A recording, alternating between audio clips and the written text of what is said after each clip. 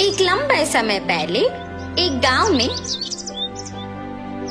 चंद्रैया और शकुंतला नामक पति पत्नी रहते थे। वो दोनों लालची स्वभाव के थे। चंद्रैया बहुत सारे भैंसों को पालते उनका दूध उस गांव वासियों को बेचता था। उस सारे गांव में सिर्फ चंद्रैया दूध बेचता था और वो दूध में बहुत सारा पानी मिलाकर बेचता था। इतना ही नहीं, वो कम से कम उन भैंसों के बच्चों को भी पीने के लिए दूध नहीं बचाता था।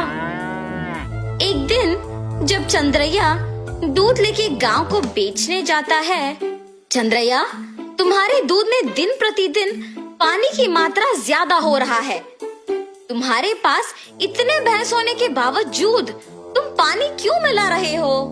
अगर तुम्हें पसंद है तो मुझसे दूध लो, वरना नहीं। मैं यही दूध किसी और को भी दे सकता हूँ। ऐसे गुस्से से बात करके वहाँ से चला जाता है। उस सारे गांव में सिर्फ चंद्रैया ही दूध बेचने के कारण वो जैसे भी दूध दे सभी चुपचाप उसी से लेते थे।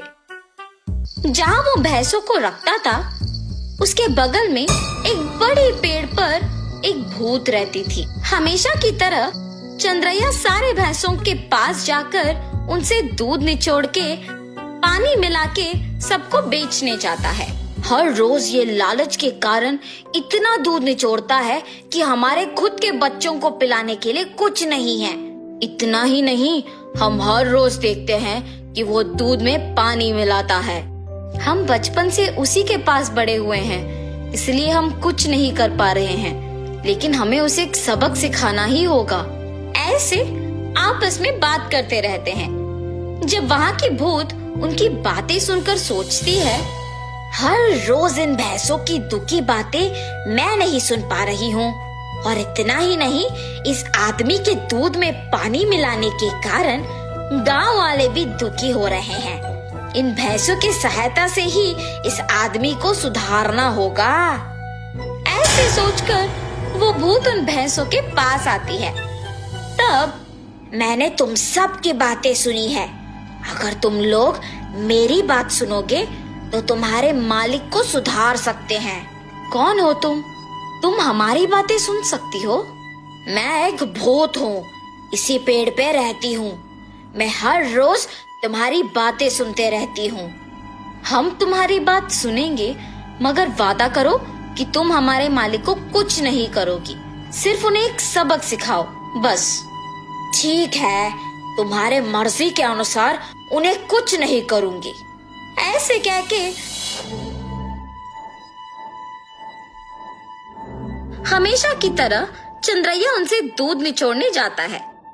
जब वो निचोड़ने लगता है तब वो भैंस उसे जोर से लात मारती है। बाप रे शकुंतला, मेरा पीठ टूट गया। ऐसे जोर से चिल्लाने पर शकुंतला अपने पति के पास आती है। अरे रे, क्या हुआ? आप गिर कैसे गए? उस भैंस को आज कुछ हुआ है।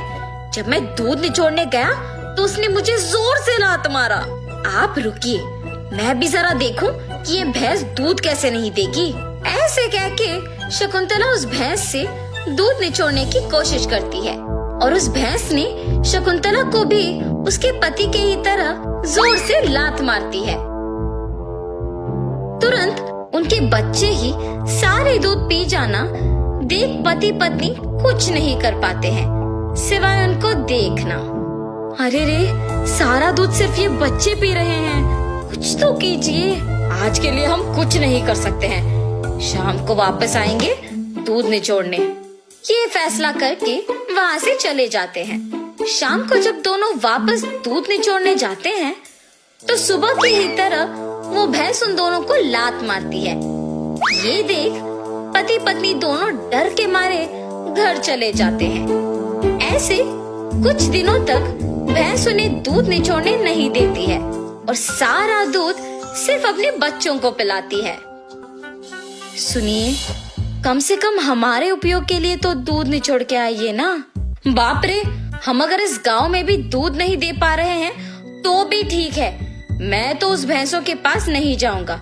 वहाँ के भैंसों में से एक को कुछ तो हुआ है, इसीलिए हमें दूध निचोड़ने नहीं दे रही है और सिर्फ उसके बच्चों को दूध पिला रही है। उतना चाहिए तो तुम खुद निचोड़ने जाओ। बाप रे, मैं अकेले? नहीं नहीं, हम दोनों मिलके दूध निचोड़ने की कोशिश करते हैं। चलिए ठीक है, कल सुबह जाएंगे। ठीक है जी। भैंसों के पास जाते हैं। शकुंतला, पहले तुम जाओ।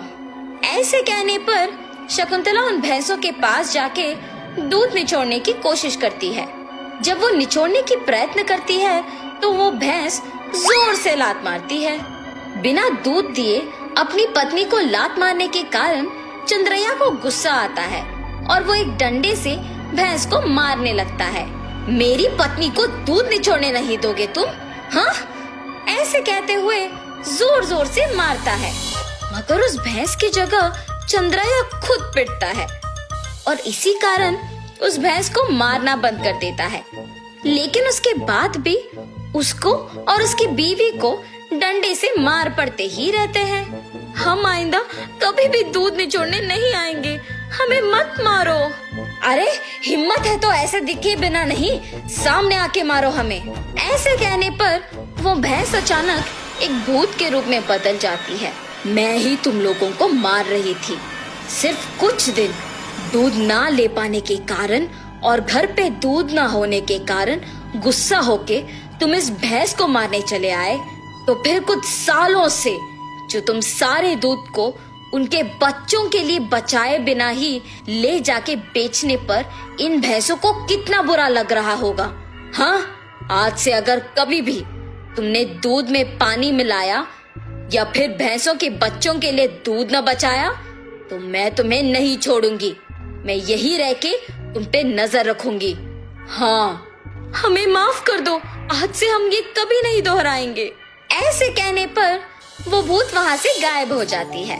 तब से उस भूत के डर से चंद्रैया और शकुंतला भैंसों के बच्चों के लिए कुछ दूध को बचा के